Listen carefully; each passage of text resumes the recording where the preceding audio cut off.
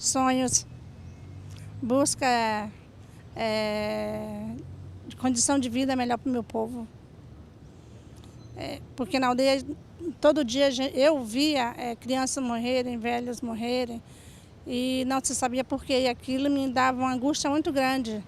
Então, aos 13 anos, eu falei para minha mãe que um dia eu sairia da aldeia para buscar recursos. E todos achavam aquilo muito engraçado, com uma criança de 13 anos fala que vai sair de uma aldeia que é praticamente um país, para um outro país, né? E conseguir sobreviver. E com 15 anos eu saí, vim para o Rio de Janeiro, aí comecei a estudar, a levar novidade para o meu povo e comecei a encorajar os jovens a sair da aldeia para estudar e buscar recursos. O caso da Índia Turi é apenas um entre os tantos registrados no Brasil. De acordo com o IBGE, só no complexo de favelas da Maré, no Rio de Janeiro, vivem mais de 5.000 indígenas. Mas como saber quem são eles e de onde vieram?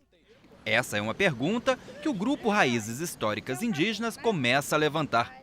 Eu observo que a questão do êxodo indígena também acontece da mesma forma que aconteceu com todas as outras populações do Brasil. Se a gente avaliar na década de 70, 60 e daí por diante, a busca realmente de anseios de prosperidade em alguns aspectos. Busca de melhor educação, melhor saúde, melhores... entra na questão das próprias políticas e ter mais assistência e muito mais a questão do estudo. A busca por uma educação de qualidade ou de mais fácil acesso. A maior dificuldade dentro do Rio de Janeiro, não só como o Rio de Janeiro, como de todas as cidades, é o preconceito, o racismo, né, contra os povos indígenas. Fato esse que muitos indígenas não se intitulam indígena. Falam eu sou carioca, eu sou paulista, mas não falam eu sou indígena. Esses pequenos detalhes fazem com que esses índios não se declaram indígenas ou retornam para suas áreas de origem. Para muitos índios, a mudança não consiste apenas em um choque cultural. Sim, os indígenas, existem algumas populações que negam a cultura indígena de alguma forma. Primeiro fator, discriminação. Discriminação racial, discriminação étnica. É muito mais fácil ele se esconder dentro de um não sei quem sou, do que dizer sou indígena, porque vem todas aquelas brincadeiras de infância, de índio que era pito, tem várias situações a qual é muito mais ofensiva do que simplesmente exaltação de uma população que é originária, uma população que realmente faz parte da história desse país. Então, assim, por tantas ofensas, discriminação, tipo, se você está andando na rua com um cocá, a primeira coisa que fazem pergunta 19 de abril, estão indo para uma festa fantasia, então isso é ofensivo. E alguns não suportam sustentar a cultura indígena e a primeira coisa que faz é se recluir e negar a sua cultura.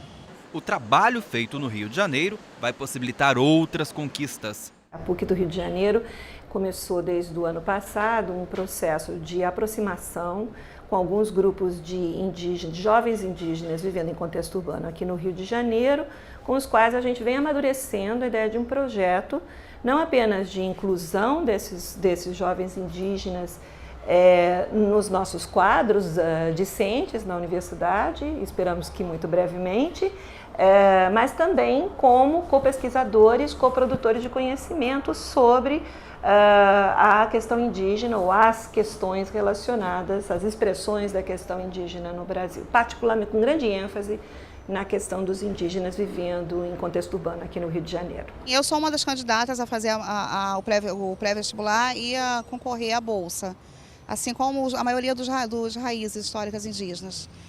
Para nós é uma gama porque nós temos uma matéria a mais, não é só você entrar na faculdade. Como vamos dizer, você vai ter que provar que você é indígena. De que forma você prova ser indígena? Nós vamos ter uma matéria aos sábados, junto com raízes históricas indígenas. Lá nós vamos fazer as trocas de saberes, que a nossa tradição é oral. Então eu trago a gama da minha família, Napoca traz a gama da família dele, da raiz dele, Turi traz. Então se chegar um caripuna lá, dizer que veio do Amapá, automaticamente ele tem que conhecer a raiz dele, ele vai ter que saber quais são os cânticos, reza, toré, tudo que se tira lá. Então nós vamos fazer essa troca. Então esse indígena vai passar por uma matéria a mais, que não é virar indígena, é fazer trocas de saberes dentro da faculdade. A gente espera que esse tipo de iniciativa ela seja transformadora para o mundo indígena, mas também seja transformadora para o mundo não indígena, para a academia tradicional, que também nos ensine a repensar certas questões ou pensar a partir de outras visões de mundo, de outras concepções da vida, de outras formas de aquisição de conhecimento. É um pouco isso que a gente está tentando. É bem criativo, né?